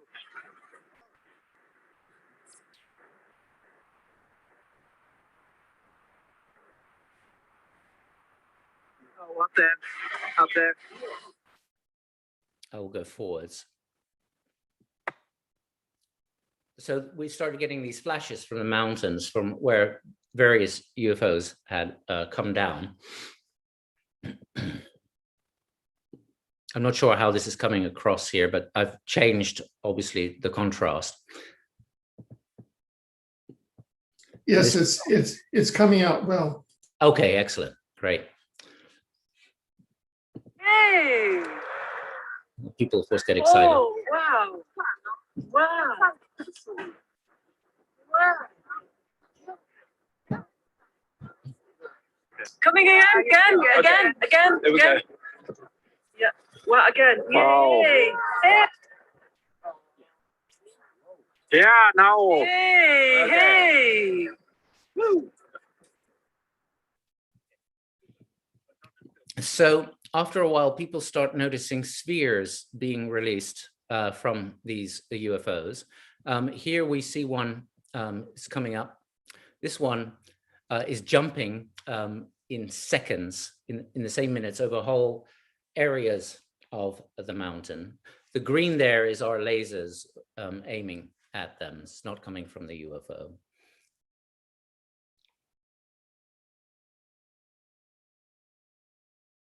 This one was releasing some spheres. Not all of the group were able to discern the spheres, but a good percentage. And the spheres started coming closer towards the group. We also experienced that we went into what we call a Chandra arc, from a Rigvedic concept of a kind of portal. And as soon as we went to the site at Verpekla there, it became psychoactive. So if we wanted to put our foot in front of us, it was put at another position. Nearly everyone felt that. There was an intense vortex, a dizziness. A lot of different phenomena occurred in that particular dialogues with the cosmos. Phenomena we didn't expect. And most of these people have never tried even ayahuasca, which is now spiritually in vogue, but they were having strong psychoactive experiences in a different way. And this included spatial experiences. And humanoids were being sighted as well. So here's another one. This is quite lengthy, so I'll go forwards.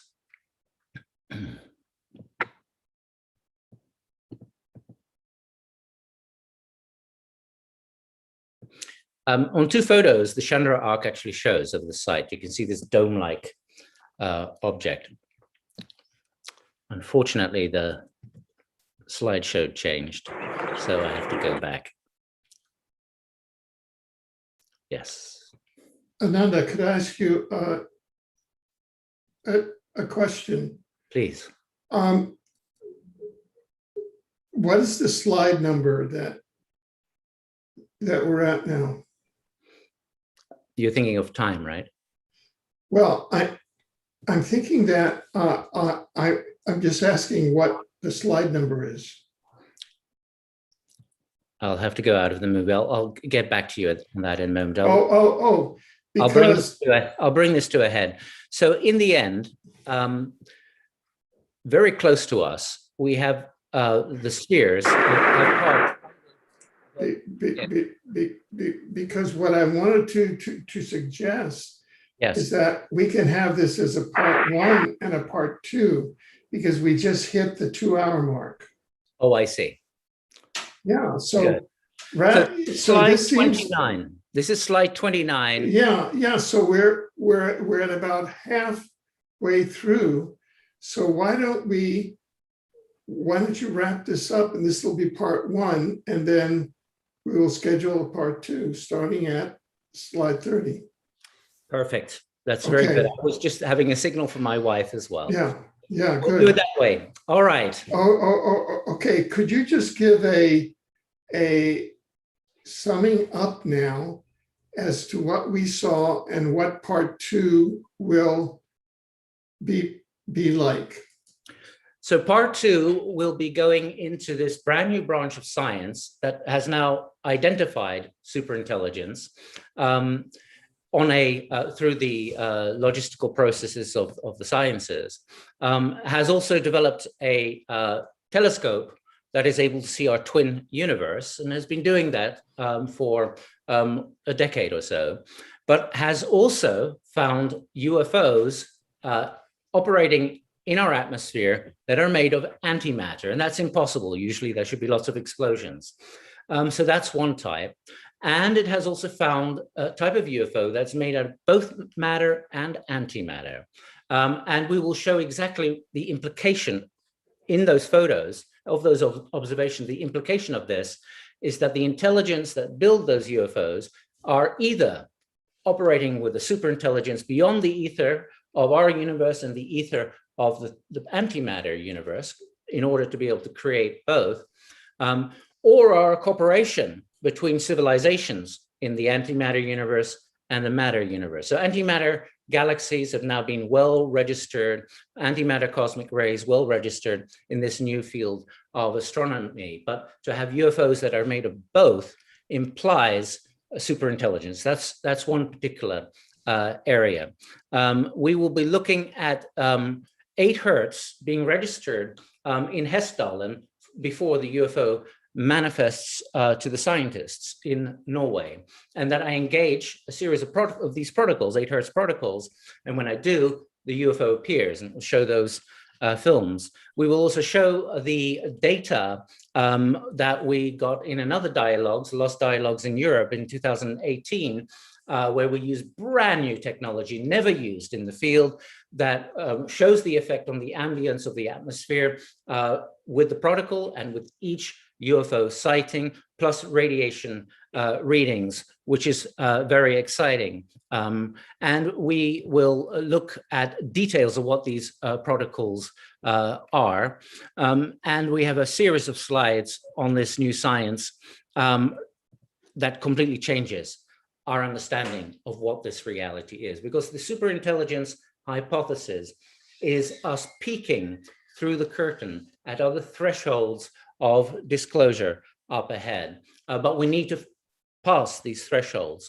One of these will be artificial reality designer world, which is a massive subject, and I'm coordinating with colleagues who are experts in these fields who've made their own findings, but we're not ready with that yet. That's some years up ahead, but it changes the whole idea of what's happening with UFOs unto itself.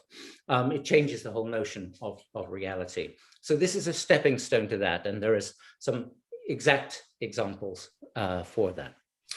Thank you so much. This is so exciting. And as I said, you are bringing a new paradigm to us precisely at the time when a new paradigm is necessary. Ananda Bosman, thank you very much. This is part 1, and we eagerly await part 2. Don't go away. All right. Don't go away. Okay, so Thank we're you.